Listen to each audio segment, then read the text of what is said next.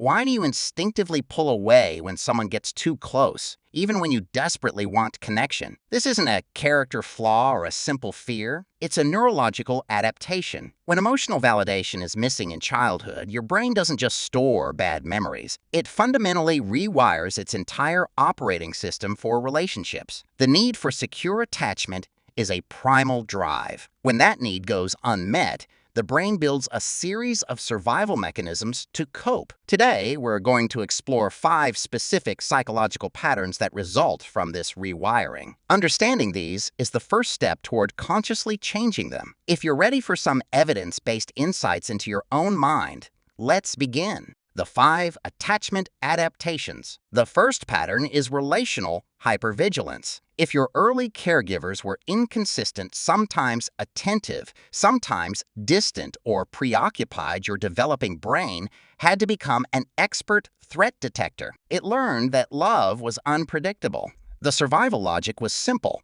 If you can anticipate rejection or withdrawal, you might be able to prevent it. This is the origin of anxious attachment. As an adult, this shows up as a constant, exhausting scan of your relationships. You read deeply into text messages, tone of voice, and minor changes in behavior. You are always looking for the first sign that someone is pulling away. Your nervous system is stuck in a state of high alert, treating every interaction as potential evidence of abandonment. It's not paranoia.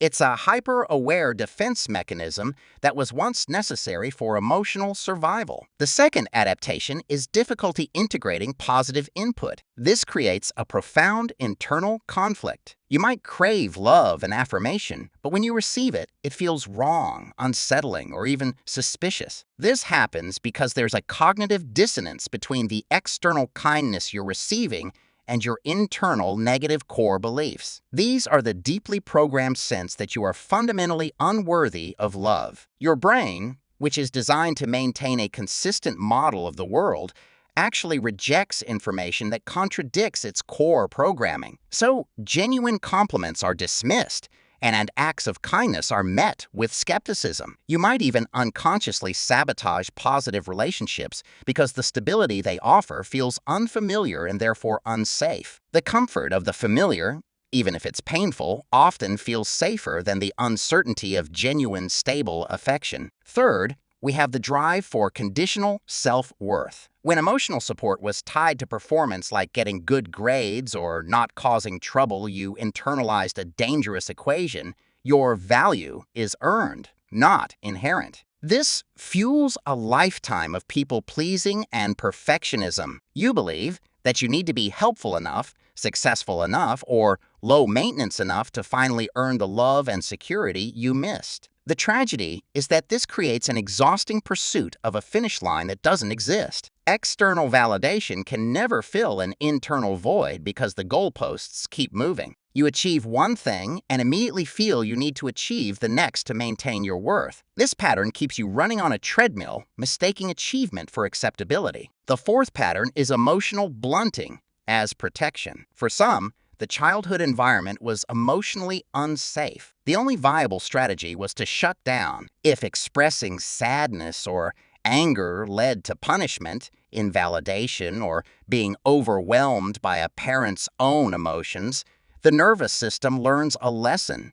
Feeling is dangerous. Dissociation becomes a functional survival tool. As an adult, this manifests as a general numbness or a feeling of being behind a glass wall. You might have shallow relationships because you struggle to access or express deep emotions. People might describe you as fine or calm, but the internal experience is one of disconnection from your own emotional landscape. Finally, the fifth adaptation is a deep-seated fear of being a burden. If your needs were routinely minimized, ignored, or met with resentment, you learned a brutal lesson. Your needs are a problem. This becomes internalized as the belief that your very existence is an inconvenience. As an adult, this shows up as a reluctance to ask for help, a tendency to over-apologize, and a pattern of silent suffering. You might go to great lengths to avoid depending on anyone, equating neediness with weakness and fearing that expressing a need will drive people away. This pattern reinforces isolation because it prevents the very mutual dependence